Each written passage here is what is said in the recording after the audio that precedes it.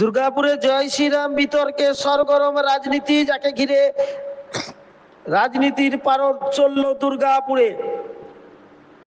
বিজন রুটের একটি মিনি বাসের সামনের কাছে লেখা ছিল হিন্দি ভাষায় জয় শ্রীরাম। বাংলা পক্ষের সদস্যরা সেই লেখা ঢেকে দেয় কাগজ আর প্লাস্টিক দিয়ে। সোশ্যাল মিডিয়ায় ভাইরাল হয় সেই ভিডিও। বাংলা পক্ষের দাবি, বাংলায় থাকলে আগে বাংলা ভাষাকে সম্মান করতে হবে, বাংলা ভাষাতেই লেখা হোক জয় শ্রীরাম। অসুবিধা কোথায়?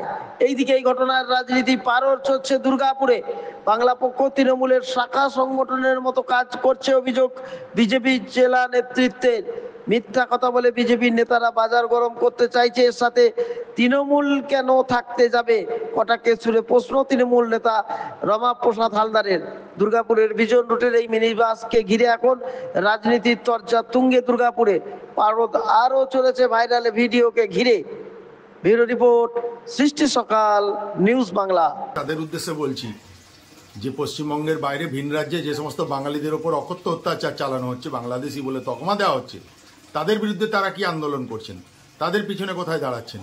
আজকে মহারাষ্ট্রে মারা যাচ্ছে মানুষ তাদের অত্যাচারে। আমাদের বাংলা হচ্ছে রবীন্দ্রনাথের বাংলা, নজরুলের বাংলা। এই বাংলায় ধর্মীয় উন্মাদনার কোনো স্থান নেই। তাই যারা ধর্মীয় উন্মাদনা দেখাচ্ছেন তাদেরকে বলবো ধর্মনিরপেক্ষতার বাংলার প্রতি হাঁটুন, পথে হাঁটুন এবং বাংলাকে সমর্থন করুন এবং বাঙালির বাংলাকে সমর্থন করুন। কি ঘটেছিল? ঘটনা ঘটেছে বলতে, বাংলা পক্ষ গাড়িটা ওই দিন আসানসোল যাওয়ার জন্য ভাড়া করেছিল। তো ওদের বক্তব্য হচ্ছে, গাড়িটা যখন আমি নিয়ে গেলাম তো ওরা আমাকে কিছু বলেনি। তারপরে বলছে যে আপনি এটা হিন্দিতে কেন লেখা? বললাম লেখাটা আজকের নয়, আজ লেখাটা 15 বছর আগেকার। বলছে না, এটা আপনাকে বাংলায় লিখতে হবে, হিন্দি লেখা চলবে না। বললাম তাহলে কি আমি গাড়ি ঘুরিয়ে নিয়ে যাব? এখনই তো লেখা সম্ভব নয়। আর এটা গ্যারেজে যেতে হবে, স্টিকারওয়ালাকে ডাকতে হবে, সে আসবে লিখবে। বলছে দাঁড়ান বলে ওরা নিজেরাই A4 কাগজ নিয়ে এলো, সেলুটেপ নিয়ে এলো, চিটালো, আমাকে রিকোয়েস্ট করলো ওরা যে আপনি এটা বাংলায় লিখবেন। ঠিক আছে, লিখে দেবো। ভাড়া করে এসছি। আসার পরে ডেলি তো আমাদের কাছে জল মারা হয়, ধোয়া হয়। এবার কাগজ জিনিস নেতিয়ে গেছে, খুলে গেছে, স্টিকারে জল পেয়েছে, পড়ে গেছে। এই হচ্ছে ঘটনা। এটা কতদিন আগেকার লেখা? 15 বছর আগেকার লেখা। কখন এমনি সমস্যায় পড়েছিলেন? না, কোনো দিন পড়িনি, আজ পর্যন্ত কোনো দিন পড়িনি। বাংলায় লিখতে হবে আগামী দিন, আর কি। আপনার নাম? প্রবীর কুমার।